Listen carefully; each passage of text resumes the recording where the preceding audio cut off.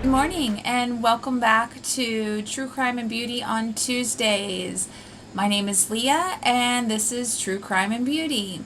I try to post every Tuesday a new true crime case that has been something that I have been thinking about or I've come across in my feeds, because once you start looking up true crime events and things like that, you get a whole lot of extra things that you weren't expecting in your feed.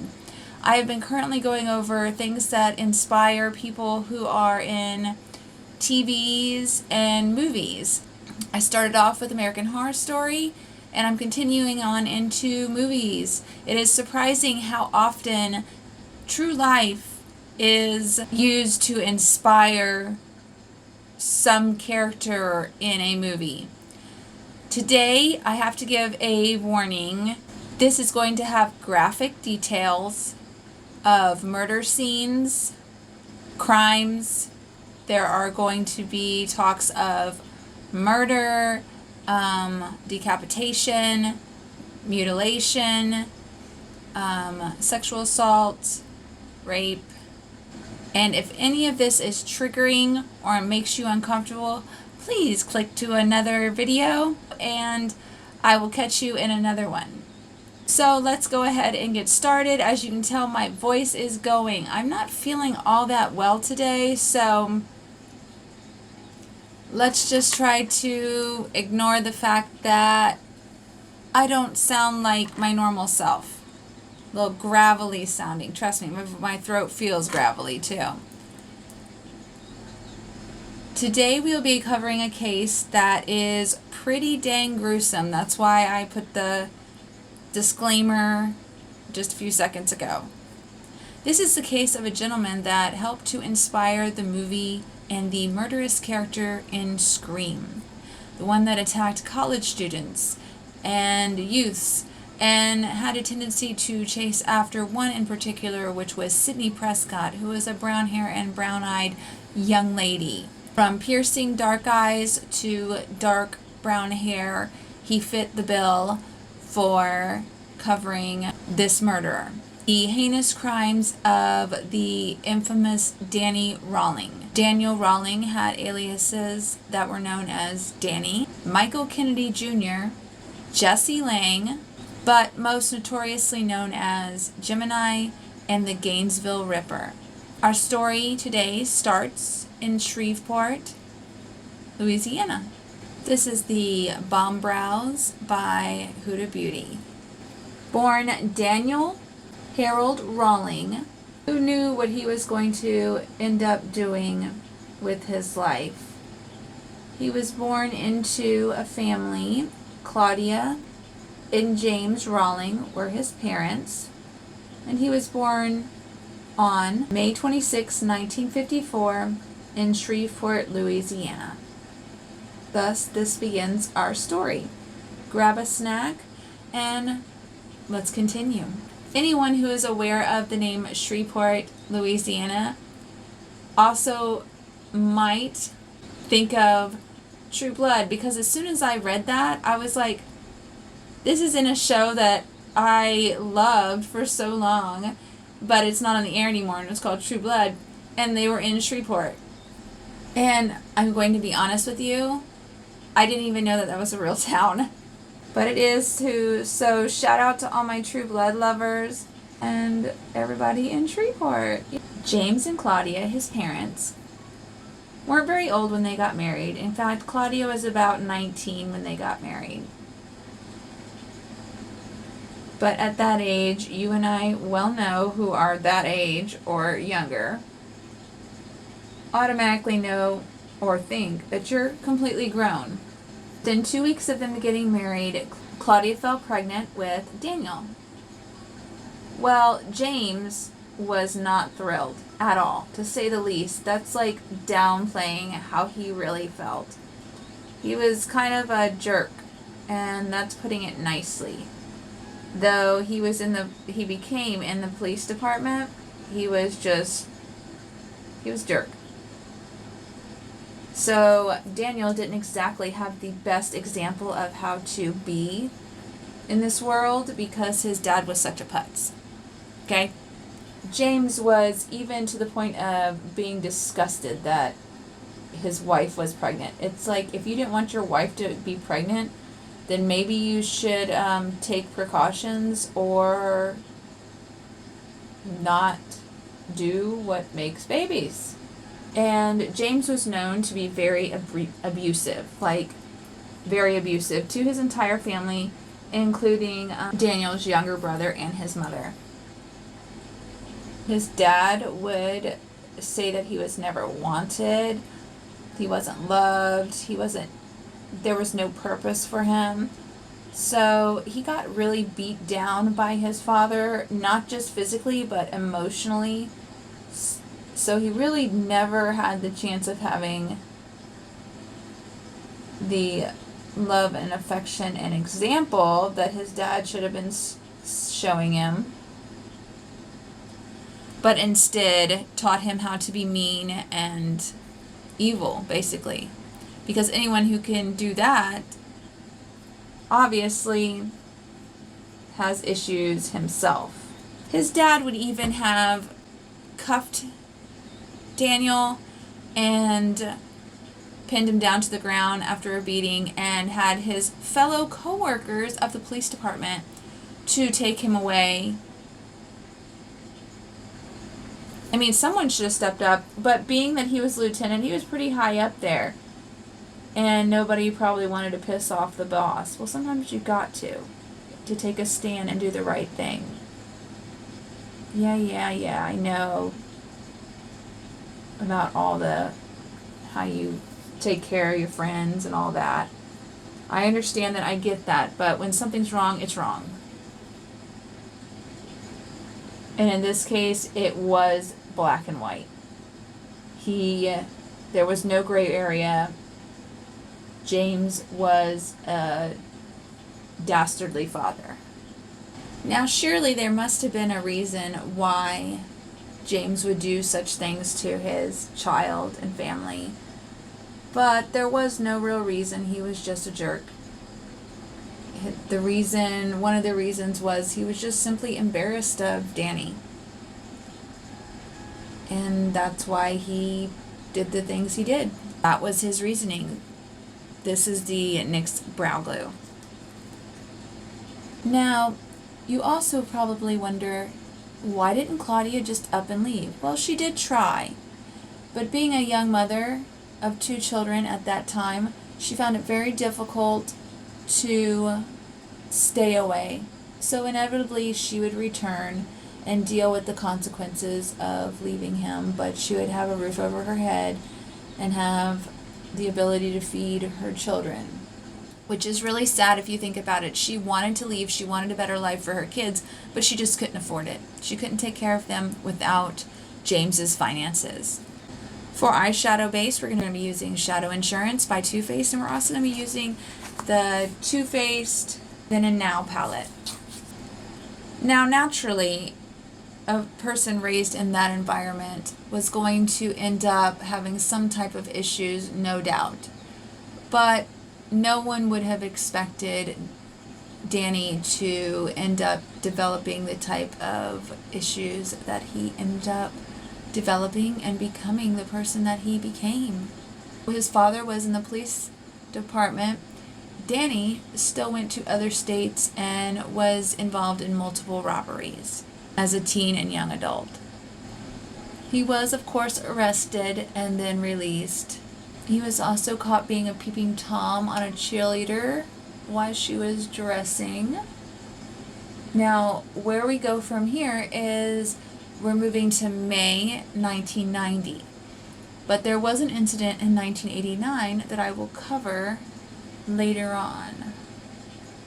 In May of 1990, something finally snapped in Danny. There was a family argument, and he finally came to blows. He was an adult, a full-blown adult by then. He was about 35, and he just starts fighting with his dad. And I'm sure it was distressful for Claudia, but then again, it was probably like, oh, well, James had his up-and-comings because he'd been beaten up on everybody since then. Well, okay, now it's your turn, buddy. And Danny actually did not just intend to beat up his dad. He actually intended to kill his dad. And he ended up using a gun and shot his dad in the head. But his dad, James, actually lived through this altercation and ended up losing an eye and his ear, part of his ear. But he did live through being shot in the head. Most people can't say that. So naturally, it was, you gotta go. He had to go. He was now basically on the run for attempted murder of his father. Even though it was warranted, I do kind of believe it was warranted because he did whoop his tail and do terrible things to him as a child. So, you know, what goes around comes around kind of thing. But I do think he could have just whooped him and been done. He didn't have to just kill him. But he didn't. He survived. After he left his dad's house, of course, in a great hurry, he ended up going down the block to a house on Wildwood, I believe that's the name of it, and robbed a couple, getting like $21, saying he needed to go to Dallas. Though his car was found abandoned at a Motel 6 just down the road at around 6 o'clock in the morning the next day. We're still in May of 1990. Sometime between May and August of 1990, he did make his way down to Florida from Louisiana. Took the Greyhound bus all the way to Florida. I guess maybe that's what the $21 was for. I don't really know how much a bus ticket is, so maybe that's how much it costs for him to get to Florida from Louisiana. He ended up setting up a campsite because he really couldn't afford to stay in a hotel or a motel. He ended up just making a campsite, and it ended up being a campsite near the apartment of where the murders happened. Once he set up camp, little did anybody in Gainesville, Florida, have any clue that of the heinous crimes that were going to unfold because this man had moved into their woods. Now, I am going to tell you that this is where we're going to start delving into the really graphic stuff. So, if you didn't heed my warning before, please heed it now. If you are not comfortable, please click off and move to another video because we are going to get pretty graphic. On the evening of August 24th, 1990, he broke into an apartment of two young college students. Sonia was 18 and Christina was 17. They had no idea what was going to unfold in their lives and that their lives would be taken so short at this point in time. He did find Christina asleep on the couch, and he actually moved past her to go upstairs to where Sonia was. There is no rhyme or reason as to why he did the orders that he did. This was just what he wanted to do. He did find Sonia upstairs. Maybe he was scouring the house to see if there was anybody, but they did say that he would stalk them, watch them and stalk them. And who knows how long he had been watching and stalking them. And they did say that his type was dark hair and dark eyes, that the women that he would attack. It reminds me of the Son of Sam killer, how he had a type, which, yes, I haven't covered him yet, but I will. While upstairs, he had the attack on Sonia. He ended up stabbing her multiple times until her death, and engaged in necrophilia with the corpse of her. Then he came downstairs to Christina, who I'm assuming was still asleep on the couch. His MO was to kind of bind his victims, and cover up their mouth. He did bind Christina after he found her. He raped her and stabbed her in the back 5 times. After he was finished, he then took both women's bodies and posed them in lewd and provocative ways to add to the shock value of being found by someone. This was something that he decided to carry on throughout his entire murder spree. His murder spree is very horrific, but it's also very fast. It was done in like 5 days. On a side note, just so you, it's something that I was thinking about when I read this and I was going through this entire case. Okay, sexual assaults and rapes are most of the time done from the back. Okay, and I'm not trying to say that to be disgusting or disrespectful. They are usually done from the back or with some type of restraint, because it is taking the power away from, it's a power grab. They're trying to take the power away from that person. So these people have either felt powerless in their lives, which Danny did, because he was beat up by his dad for a very long time.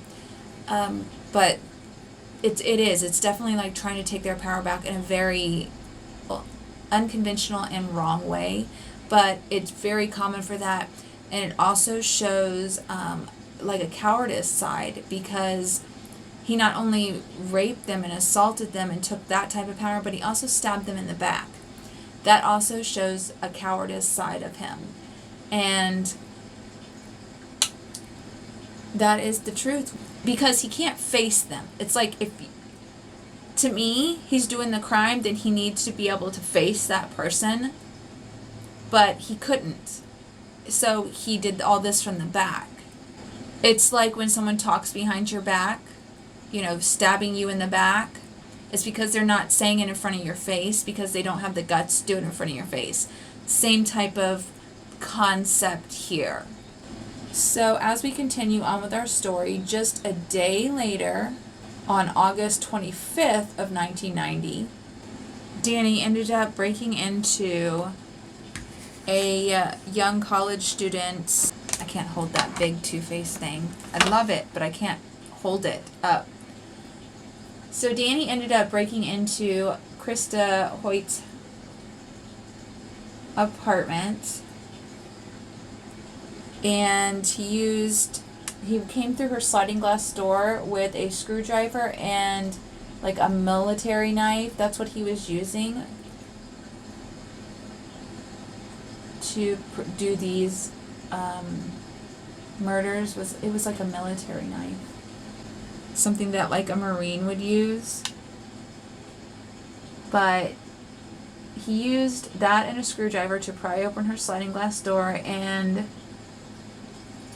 make his way into her house, or her apartment, her college apartment. And Krista was not home.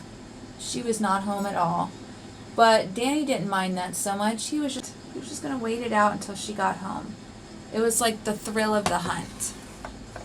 Today we're going to use Essence, my skin perfector. After finding Krista, when she came home, he did grab her from behind. Again, from behind. You can see the pattern arising. He's trying to find a way to take power back on these innocent people. The power that he wasn't given, but he also has, obviously something has snapped inside of him and he's just off his rails. For foundation today, we're going to use Juvia's Place I Am Magic Velvet Matte Foundation. Now, once he got a hold of Krista, he did subdue her, probably by binding her. He raped her. When he was killing her, his stabs were so visceral and violent that he had been stabbing her in the back and in the heart, which you can hit the back, you can hit the heart through the back. He had done this in such a violent manner and so rapidly that her heart actually ruptured. this sick person. But I cannot stress this enough. This gets worse. And again, I put 2 warnings for a reason. The sick and depraved lunatic that Danny was, he didn't stop at the horrific way that he had murdered her already. Don't say I didn't warn you, please, because I did. Actually continued until he tore open her torso and ended up decapitating her. Now, she was dead before these additional wounds were inflicted on her. But still, it is a grave disrespect to a body to do such things, and he was not finished. He actually took her head, and there are conflicting stories as to what he did with it. In some stories, they say that he actually took her head and posed it to face her body, which was in a disrespectful and lewd and provocative type of position. And others say that he placed it in the refrigerator to add to shock value. There were also things like mirrors that were added in different murders. He wanted to have that shock value for, as if a murder of some innocent person wasn't shocking enough, he went ahead and added this extra stuff to it. For color correcting, I'm going to use the Milani Rose color corrector, and for concealer, I'm going to be using the Makeup Revolution IRL Filter Finish Concealer. So it's pretty easy to say that Danny was pretty messed up, and he didn't just, I'm not really sure why he had to go to all these extra links to ensure shock value. This is literally something that he wanted. He wanted that shock value. He wanted to upset people. What I don't understand is, did he not already get that he was going to totally just demolish some people's lives? Why did he have to go for the extensive quote-unquote shock value of being a total douchebag and defiling these people's dead bodies? Well, I guess he didn't really care, because he did have some necrophilia with one of them. So far, I don't get it. 2 days later, on August 27th of 1990, we're still in 1990, he broke into Tracy Paul's apartment, and she was 23. Now, he broke in much like he broke into Krista's house, with the back door, jimmying the back sliding glass door with a knife and a screwdriver, and that's how he got into her house as well. However, what he wasn't expecting was that she had a bodyguard because of all of the things that have been happening on campus, and his name was Manuel Taboda, and he was also 23. He was asleep, and he was there as a added security for her. But unfortunately, when Danny broke in, he saw that, and he went after Danielle first. He didn't want to have anybody trying to hinder him in what he was going to do to Tracy. For setting powder, I'm going to use the Essence Brighten Up and the Wet n Wild Photo Focus Translucent Powder. During the break-in, Manuel woke up, and there was a fight to be had, because remember, Danny was only focusing on women. He wasn't really prepared to take on a man. So they fought tremendously. Manuel was not only fighting for his life, but he was fighting for Tracy's life as well. During the scuffle, Tracy woke up and heard the scuffle going on and did go in to see Manuel, and she saw the fight. I'm pretty sure she already knew who Danny was, and seeing the attack probably didn't help the immense fear that she already had going on inside of her. Unfortunately, Danny was able to overcome Manuel's fighting, and Tracy had already ran and was trying to barricade herself into her bedroom with anything and everything. Like, she probably had the dresser, the chairs, everything. Anything that was in her bedroom was probably up against that door trying to keep him out. I'm not sure if there was a window in her room where she could have jumped out or if it was just too high, but she was still in the bedroom. I literally was going through all of these, and I had to stop and was even in shock over these things. And I've read a lot of cases. Even before I started doing this on my channel, I had already read a lot of cases, but I had to stop in this one. And if you think that he was the inspiration to the murderer in Scream and all the horrific things that he did, I guess I kind of should have known that when I started diving into this case that it was going to be horrible. This is the Wonder Beauty Trip for Two blush and bronzer combo. After he killed Manuel, who also went by Manny, but I'm trying to say Manuel because we're dealing with Danny and I don't want it to be Danny and Manny because then you might get confused. He did not end up posing Manuel's body even after he murdered Tracy. But he did go after Tracy immediately after he murdered Manuel. And unfortunately, her barricades did not work. Danny got in and once again raped her and stabbed her in the back.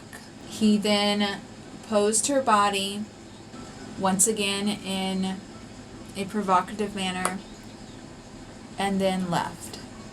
And I'm also using the bronzer that's in this palette as well. Now at first, during these murders, they had thought that they had already caught the Gainesville Ripper because they had found a mentally ill college student that went to the University of Florida.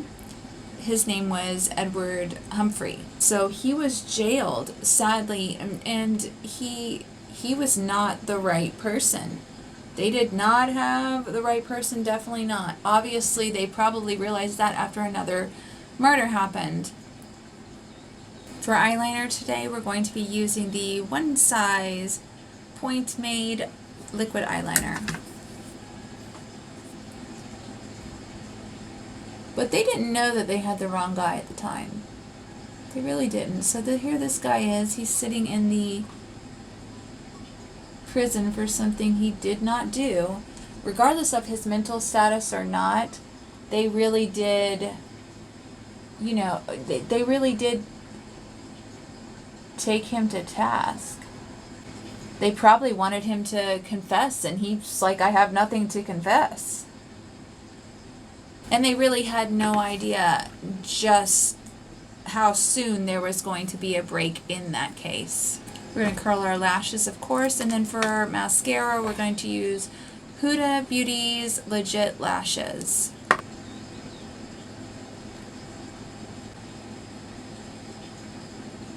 For lips today, we're going to have a little bit of a fun combo.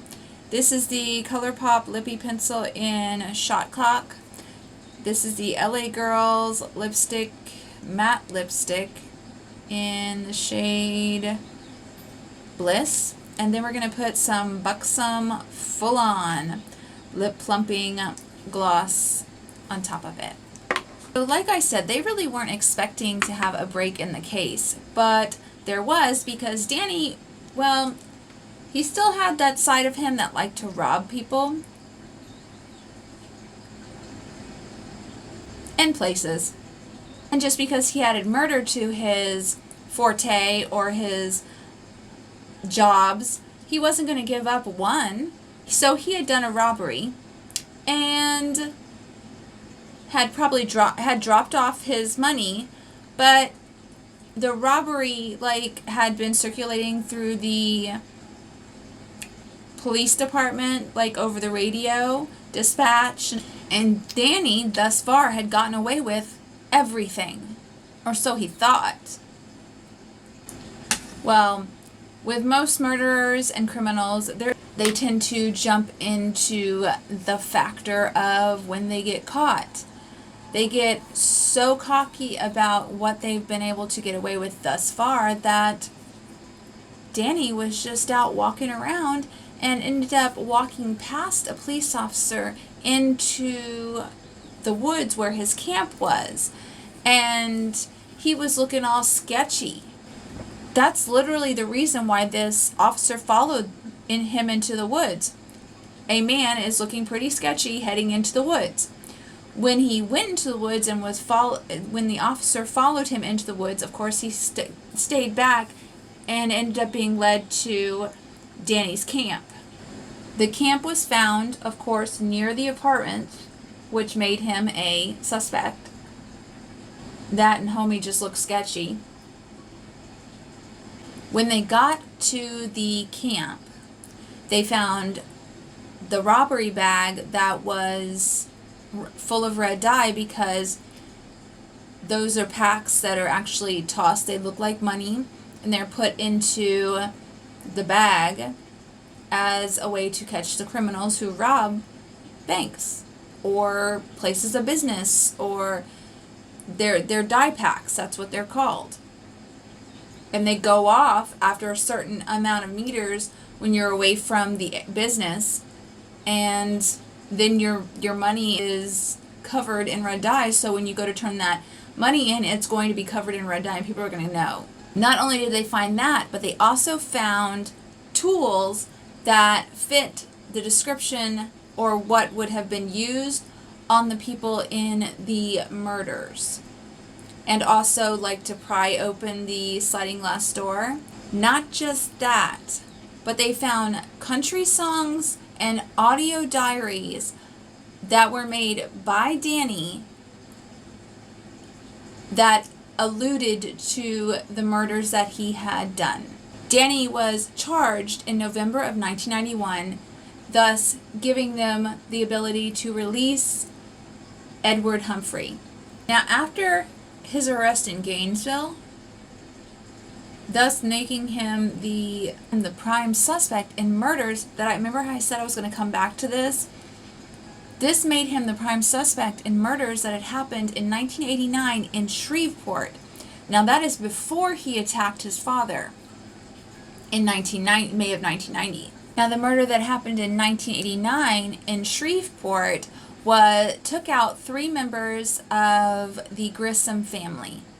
William, who was 55, and Julie, who was 24, and Julie's son and William's grandson, who was 8 years old. The similarities to the murders that had been done to the college students in Gainesville was too eerily similar to the one that had happened to this family, but not just that, but to Julie in particular. It was like he singled out the women. It's not like he singled out the women. He did single out the women.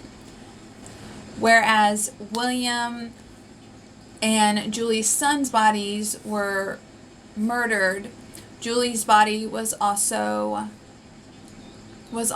cleaned up and posed in the lewd and provocative positions like the women in Gainesville.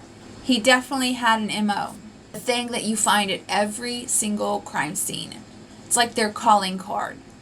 their calling card. So with her body being very much like the young students at Gainesville, and the fact that he was in Shreveport in 1989, in that vicinity, in that area, it did make him the prime suspect. Now, he was never extradited back to Shreveport to seek their punishments, but he did get his punishments here in Florida. Some people say that Danny confessed these murders right before the end of his life, but other people said that he never actually confessed verbally to these murders, though he did write in length and in very descriptive details that only the murderer would know about this particular murder. 4 years later, Danny was finally brought to trial. And when he got to trial, he had claimed that he only wanted to become a superstar like his fellow serial killer, Ted Bundy. Pick better idols. Find Jesus. That's a good one. Follow him, not Ted Bundy. Danny did plead guilty to all counts that he was accused of, from robberies to the murders. He did plead guilty and was sentenced to death on each count of first-degree murder. During his time in jail, he made friends with a fellow murderer that was trying to kind of get time off of his sentence, but Danny knew that he wasn't going to get time off of his sentence, so he kind of used him as a go-between. They also called him a confessor or the mouthpiece for Danny, and his name was Robert Bobby Lewis. Danny told him both orally and written about all of his acts, so much so and in so much graphic detail that even Robert, who was a murderer as well, could not believe. I watched an interview. He couldn't believe that someone had done the things that Danny had done. He was so put off and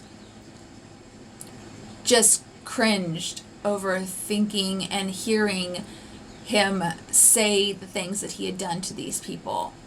Robert was no angel himself. Like I said, he was in there for murder, and he is the only person at that time who had ever tried and succeeded to escape death row in Florida in 1978 prison break.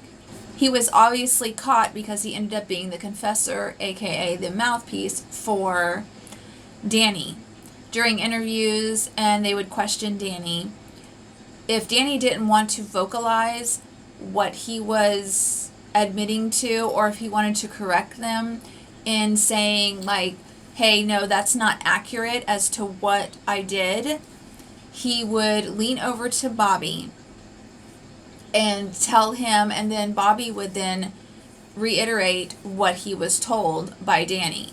Danny also was a self-proclaimed having multiple personalities, one of them being Gemini, and Gemini was the bad one that made him do all these bad things. He was diagnosed with borderline personality disorder, which had his actions of anger, immaturity, unstable relationship, and violent mood swing. During his time in prison, he also corresponded with Sandra London over and over again, and it did lead them into an engagement. And I saw this interview with her outside the prison where he came in and he was singing to her, and then they asked her later on, well, how did that make you feel? And she's like, well, it was quite exciting.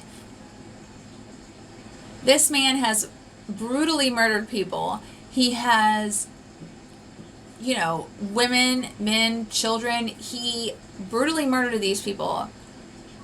And she's all like, oh, it's exciting to hear him sing to her and talk about how much he loved her. I don't understand that at all. I just don't. Danielle did finally find his death by lethal injection on October 25th, 2006, in the Florida State Prison, and obviously in Florida. To me, good riddance, goodbye. I think that he got off easy by being given lethal injection, because that's awfully kind compared to what he did to all those victims. That's something I will never understand, that they can just so gently send them off to their death. But that is another rant for another time. I am going to go ahead and finish up this look by setting it down with some Milani setting spray. Like I said, today was going to be a real doozy, and if you're on my Instagram, you'll see me post things in my stories about up and coming True Crime Tuesdays. So usually you get a heads up of what's coming your direction. If you aren't subscribed to my YouTube channel, go ahead and hit the subscribe button, because I'm here to do a video on Tuesdays for you. And also, if you haven't followed me on Instagram, messages, you can usually contact me there. I do try to get to every single person that contacts me. As always, thank you guys for watching. I really appreciate it. I know this one was a hard one to hear because it was a hard one to get through. I appreciate every single one of you guys. Also, remember, please don't reach out to any of these people's families that I have mentioned, including Danny Rawling, his family. They don't need to be bothered. Don't reach out to Sandra London. Don't reach out to any of the victims' families, because I wouldn't want to be bothered if I had to go through all of that as well, or even if I was related to the murderer. It's not the person that, they're not the person that murdered. He's gone. He is someplace that hopefully he is getting his just desserts. Anyways, thank you guys for watching, and I guess I'll start working on another story for next week. Take care of yourself. Bye.